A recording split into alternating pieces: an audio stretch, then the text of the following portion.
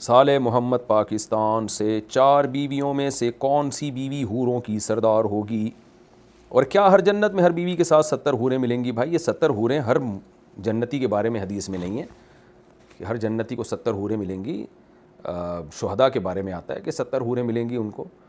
تو اب کتنی ملیں گی یہ مجھے معلوم نہیں ہے. اللہ کی مرضی، کسی کو 1 دے دے، کسی کو 2 دے دے، وہ آپ جس کے جیسے جیسے اعمال ہوں گے. باقی کسی کی 4 بیویاں ہوں تو وہ اب یہ نہیں مجھے پتا کہ کون سی بیوی حوروں کی سردار ہوگی. ہمیں تو یہ پتہ، یہ حدیث میں آتا ہے کہ جو آپ کی زوجہ ہوگی اگر وہ جنت میں گئی تو وہ حوروں کی سردار ہوگی. بس اتنا ہمیں معلوم ہے. اب 4 سردار ہوں گی اللہ ہی بہتر جانتا ہے، مجھے اس کا جواب معلوم نہیں ہے.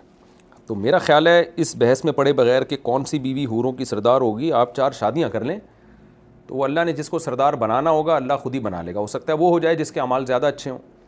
اور جنت میں جب آپ چلے گئے تو آپ کی ساری خواہشات پوری ہوں گی، تو وہاں آپ کو اس سوال کا جواب بھی مل جائے گا. تو کوشش یہ کریں کہ وہ اعمال اختیار کریں کہ ہم جنت میں ایک دفعہ چلے جائیں تو سارے مسئلے وہاں جا کے حل ہو جائیں گے انشاءاللہ. تو جنت میں جانے کو زیادہ فوکس کریں. اللہ تعالی ہم سب کو جنت کا وارث بنائے. باقی حقیقت یہ مجھے اس کا جواب معلوم نہیں ہے کہ کون سی بیوی سردار ہوگی. احمد علی لاڑکانہ سے، میں نے اپنے کزن کو کچھ پیسے ادھار دیے تھے مگر اب میں ان سے مانگ رہا ہوں تو وہ مجھے گالیاں دے رہے ہیں. یہی ہوتا ہے، یہ میں بیانات میں 20ویں دفعہ بتا چکا ہوں کہ اس زمانے میں ادھار دینے والا بے وقوف اور لے کے واپس کر دینے والا اس سے بھی بڑا بے وقوف، اور جس کو میری بات سمجھ میں نہ آئے وہ ان دونوں سے بڑا بے وقوف. اس لیے کہ بہت دفعہ لوگ مجھے تنگ کرتے ہیں کہ یہ کیا بات ہوئی کہ ادھار دینے والا بے وقوف اور لے کے واپس کرنے والا اس سے بڑا بے وقوف. تو اس لیے میں نے اس میں ایک جملہ ایڈ کر لیا ہے کہ جس کو ہماری بات کا مطلب سمجھ میں نہ آئے تو وہ ان دونوں سے بھی بڑا بے وقوف. مطلب یہی ہے کہ بھائی دینے والا تو اس لیے بے وقوف ہے کہ اس کو پتہ ہے اس زمانے میں کون واپس کرتا ہے، تمہیں پتہ نہیں سوسائٹی کا. اور لے کے واپس کرنے والا اس لیے بے وقوف نہیں کہ وہ کوئی شریعت کے مطابق کام کر رہا ہے، وہ شریعت کی وجہ سے تھوڑی دے رہا ہے. ہیں کچھ 1% اچھے بھی ہیں، سارے برے نہیں ہوتے، لیکن وہ سمجھ کے دے رہا ہے کہ میں نے نہیں دیا تو یہ میرا کچھ بگاڑ لے گا. تو یہ بے وقوفی ہونے کی علامت ہے نا. کون بگاڑ سکتا ہے؟ آج کل آپ کسی کے پیسے لے کے کھا جائیں، کوئی کچھ نہیں کر سکتا. تو اس سینس میں بے وقوف کہا جا رہا ہے.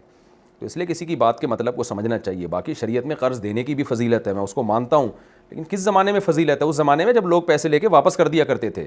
اب تو قرض جو ہے وہ دشمنیاں پیدا کرنے کا ذریعہ ہے. آپ نے دیا اور بندہ مارکیٹ سے شارٹ.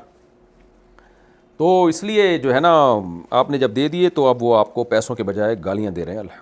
وہی ہو رہا ہے جو سوسائٹی میں ہونا چاہیے. تو کیا میں ان کو پیسے بخش دوں یا نہیں؟ نہیں بخشیں. آپ کیوں بخش رہے ہیں پیسے؟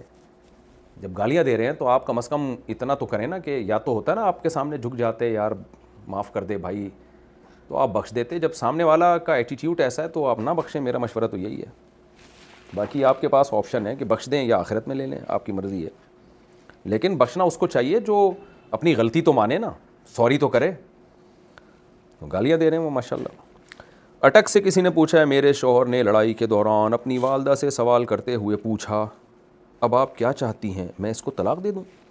اس وقت میں گھر میں موجود تھی مگر وہ دوسرے کمرے میں تھی، لیکن یہ الفاظ میں نے خود سنے تھے. میرے اصرار کرنے پر میرے شوہر نے ایک مولانا صاحب کے پاس گئے. انہوں نے کہا کہ 2 طلاقیں ہو چکی ہیں، ایک گواہ کے ساتھ دوبارہ نکاح کریں. براہ مہربانی میری رہنمائی کریں، طلاق ہوئی ہے یا نہیں، اگر ہوئی تو کتنی، اور رشتہ بچانے کے لیے ہم کیا کر سکتے ہیں؟ دیکھیں صرف اتنی بات کہ آپ کے شوہر نے والدہ سے یہ کہا کہ اب آپ کیا چاہتی ہیں، میں اس کو طلاق دے دوں، صرف اتنی بات سے طلاق نہیں ہوئی ہے. یہ تو سوال ہے کہ آپ یہ چاہتی ہیں کہ میں دوں، دی تو نہیں ہے نا. تو جب تک طلاق دینے کی ورڈنگ یا الفاظ نہیں ہوں گے اس وقت تک طلاق واقع نہیں ہوگی.